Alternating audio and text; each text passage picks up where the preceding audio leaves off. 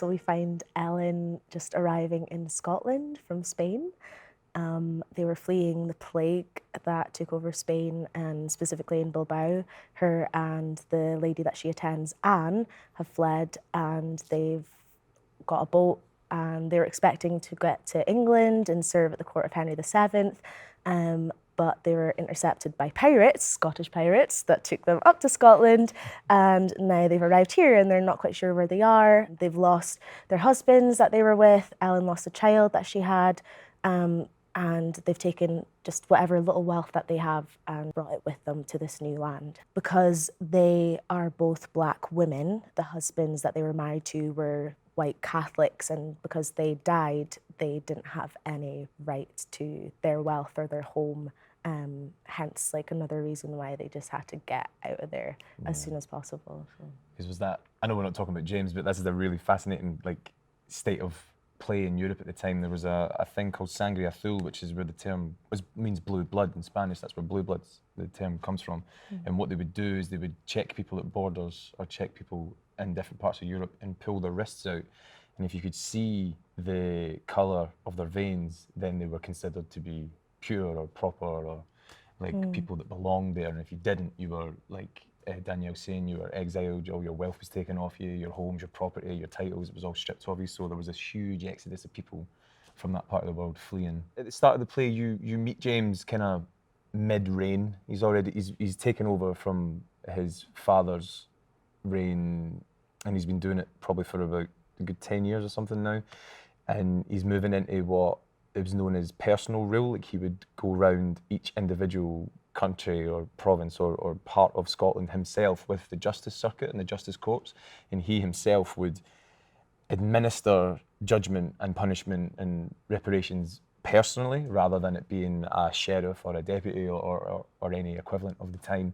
So when you meet James for the first time, not only is he in the middle of doing that, because that's how he run the country, and that's what made him so popular, is that he would be very much attached to the idea of justice or of fairness or of a much more hands-on royal than what you would have a royal now. Like, the royals now, you could only ever dream of having the kind of power that James's would have, not just James IV, but the subsequent ones as well, like actual direct impact on how the country is run and how the people live and the quality of life they have. But also, it's interesting to remember that James is in the middle of a civil war when you meet him. He's currently suppressing a Highland insurrection or a rebellion from the Highlanders, because what James is trying to do is unify all of Scotland, but the lords and the kings in the Isles, and the Hebridean Isles, or the Gaelic-speaking regions, have always been independent of the Lowlands. The Highlands and the Lowlands have always been really independent of each other. So James is trying to unify Scotland right at where you see at the start of the play, and he leaves to go do that, or to finish that. And it's interesting to note at that point that the idea of segregation or the idea of oppression isn't just from the people fleeing these horrific events in Europe. It's actually happened in-house in Scotland as well. People are treating each other in division or segregation everywhere. It's not just about the colour of your skin or where you're from. It's the ideas that you have or the willingness you have to accept to be ruled. So James is in the middle of quelling a rebellion from the Highlanders and trying to unify Scotland. So he happens to be in Edinburgh on the day that the Barton brothers, the pirates, have liberated this ship, expecting to find like gold or silk or spices or something, just kind of monetary valued cargo, but instead they find these royal attendants and entertainers. And obviously not knowing what to do with them, they bring them to James, and James is like, great, this is fantastic, because James was also a really Renaissance-driven king. He was known as the Renaissance king of the time. He was big into arts because he believed in culture and he believed in science and he believed in enriching everyone's lives, which made him really popular within the Rome, like the Vatican and stuff as well, like this enlightenment or this king of culture, really. When I first read the script was when I was auditioning for it. So I got the whole script through, and that was amazing because then you get to plot the character's entire journey. And what I did was I looked into her backstory and her culture and where she came from, what her heritage was, and just researching about Granada, where she was born in the south of Spain, and I watched a documentary on YouTube called When Moors Ruled Spain, I think it's called, and music as well, and art, and like medieval Moroccan, Andalusi music, that playlists on Spotify, and just I find like having different ways into the character, and especially because it's a real person, was a really helpful way to just make them feel like alive. And in rehearsals, I think a lot of it was about figuring out like what her relationships were to other people, specifically to Anne, who's her soulmate and her life partner. And we had a lot of discussions with Rona about what their relationship was at first, because they don't ever explicitly say like we are in love. I was asking Rona questions about how Ellen felt about her, and first I thought, well, maybe it's an unrequited love, but I feel that Ellen really cares about her, because the image of when she talks about her past in Granada, in Spain with Anne, she mentions when they were married and how there's this image of them standing next to each other in their wedding dresses, side by side, married ladies, and there's very little mention of their husbands. So I said to Rona, is Ellen in love with Anne? And Rona was like, yes, definitely. And I just think that's such a core, like that is the core of Ellen, is, especially when she arrives, is how she is with Anne, and if she sees herself as one half of a whole and she's her other half, when that's taken from her, it's the journey of like her finding herself. There's a great kind of revelation that we all made through this, and exactly what Danielle was talking about, is the way we see today, the way we see Black history in Europe, or Black history in Scotland, or LGBT history or representation in Scotland. The way we think about it now is it's like a horrible hangover from a really Victorian mindset of it, and a Victorian approach to it, in terms of like, we think it's always been like that, like it was during that time, and really it wasn't. Like the idea of being a member of the LGBT community, or being from a different place of birth, that was just how everything was. It wasn't something that you had to admit or talk about. It was just accepted.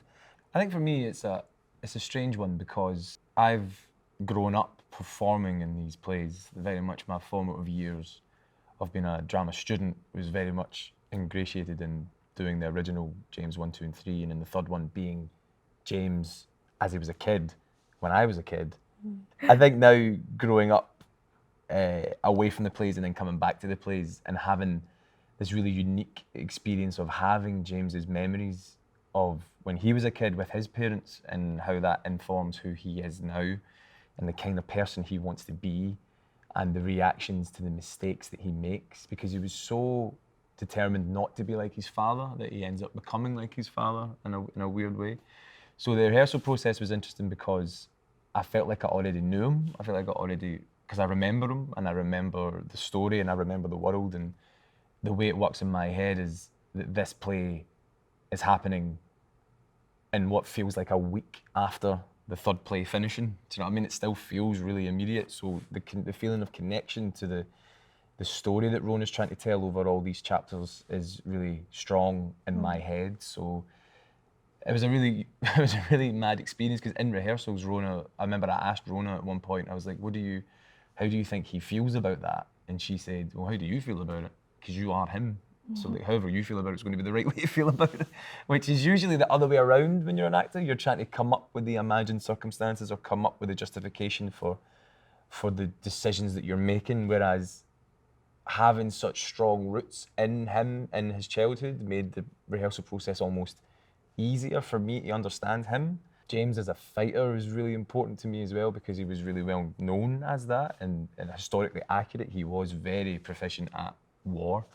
So being able to tap into that, and having the mindset of someone who is capable of things like that, is really key to me, because the temper that he has, or the strength and power that he moves with, has to be rooted in something. It can't just be a choice in isolation. So, and it's really good as a performer, because you get to not only act that and perform that emotionally, you get to see it in the play physically. You get to see how capable he is at that part of his job, because that is ultimately what Kings back then were for, really, was to wage war and to keep peace when it suited them. So in rehearsals, from my experience of it, when we looked at the poem, we had discussion asking me what I needed personally from the scene, because it's my character that's obviously being attacked. And if Danielle needed to, for example, have a conversation about boundaries and if I wanted to talk about it or not, which changed from day to day. So the most helpful thing that we did was let ourselves be uncomfortable, and know that it wasn't just me that was uncomfortable, or Laura or whoever was in the room, but it was everybody that was sharing it, and that it was just to take the pressure off of me, and it was something that we had to kind of figure out, because I was learning what I needed and other people were learning what was useful and what wasn't. So yeah, conversation, keeping that open. And it meant some days that we didn't do the poem, like we just top and tailed it. And then other days we would stop before we go into that scene and check in, see if we're ready to go for it. And then other days it was easier to just let it flow, and then you've got the safety of being in that story and in that character, and then it doesn't reflect back into real life. So yeah, keeping that flexible and knowing that's not a one size fits all, especially like day to day as well. And then you've had like a talk or a workshop. Yeah, we had this amazing. She came in and she was like an advocate for inclusivity and for awareness, and she came in and spoke to us all and just let us all articulate how we were all feeling about it, because the last thing that all of us, well, I'm going to speak for me personally, but the last thing that I want to do is to make a problem worse, or to give more power to something that is already so damaging and so offensive and inflammatory. So just having the space, like Danielle said, like having the ability to communicate that and just to put everything out in the open. To quote Danielle, said something incredible. She wanted to take the power from it and just to make it something that is just so powerless, because it was so powerful at the time, to kind of reclaim that and to take that away from it, and to have that open forum and foundation set, and the understanding built around all of us that we are all on the same page here. We all agree that this has to be approached, people need to be protected, and conversations need to be had about it, made us all feel strong enough and capable enough to support it and to send it out in the right way. It's something that is really, really difficult. It's the hardest part of this job, is to sit and hear that for all of us. Like, I can't speak for Danielle, but like I find it impossibly difficult to listen to speech like that, not just in a production, but in a real world setting as well. And my priority as an actor and now as a friend to Danielle was to protect Danielle with whatever she needed in that time, not in a overbearing or like a I don't know, like a overprotective way, but like if Danielle wanted to come and sit beside me in silence for 5 minutes, then that's what we'd do. If Danielle wanted to talk to me about something completely tangential, then that's what we would do. I would just constantly make myself available to support in whatever way was needed at that time. And I think that embodies this whole company. Like, we all understood the job and we all understood the undertaking that we were having to go through, and we just had to protect each other at all times, because it's all very well and good saying, like Keith's character says, it's just a joke or it's just words, but it's not. It embodies and it carries the weight of so much. And I've been really inspired and really proud, if you forgive me for saying it, of Danielle and how Danielle's handled this. It's been an exemplary reclamation of power and of heritage and of character. Like, to watch Danielle and Laura go through something like that and to be a part of that, or even just be in the room to witness it, was phenomenal. And I think you've done not just yourself and Laura, but you've done everyone so proud in how you've managed to navigate such a difficult thing. I don't want to live in a world where people can say things like this and do things like this, but then also the only way you can start the change of that is by having these conversations and by having these examples shown to you. It's just to reiterate the fact that this is a real poem that William Dunbar wrote, and that's part of his story. And if we're talking about keeping the characters complicated again, he's a very likable character. He's funny. He swears a lot. People relate to him trying so hard and never getting anything back. And we care about him. Like, we want him to be able to perform his poems and share his art with the world and everything. And then this happens. Is it unexpected? Like, who knows? But I think that's what's so important about it, is that the point of this, all of it, is that it's real. And that was part of the story. And the poem, it's not written as like a characterful description of this woman. It's written to be insulting. It's written to hurt. And I think that's what's good, that they don't shy away from that. When Ellen learns Scots, that's very important because it helps her navigate the court. When her and Anne break up because she's got nowhere else to go. When she takes part in the tournament, the first tournament, that's like a big switch for her in recognizing her power and the command that she can have on so many people, and the connection that she finds with James performing, and the love that she finds for that sets her on like a new path. And the poem scene at the end, which leads to her leaving. Key moments for James. The first scene with Margaret talking about the consequences of being monarch or being a part of the monarchy, and how the private world that we all rely on doesn't exist for us, and it's really difficult not to have that privacy, especially when you can't really talk to and be understood by the only person who understands that, which is his foundation with Margaret. Bringing Donald back to the court represents the victory and the peace that he's managed to achieve through war and the military campaign that he was on. The tournament in Act 1, and after the tournament, where he discovers the thrill of escapism and how he then starts to attach Ellen to that and make Ellen and his relationship with Ellen a representation of that kind of escapism, which he's always wanted to get away from his history and get away from his past and just not be physically weighed down by it and emotionally weighed down by it. And Act 2 would probably be the conversation he has with Femi about the poem and the reminder of what his job is as king, is to produce an heir, to secure peace. It's not to be a performer in shows and to spend your whole life showing off at how good you are at certain things. It's about keeping peace and keeping the people around you happy. And the only way to do that is to kind of allow this horrible thing to happen, because he's been positioned in such a way that he can't say no to it, because if he does say no to it, he's not getting an heir, and then the whole country's at risk. So the conflict in that is a real big moment for him. But the one that really stands out to me is talking to you after the tournament, in Tournament 2, and trying to guard you as much as possible against what's about to happen, and trying to explain all of that in such a short amount of time, because we've got like seconds before everybody comes in.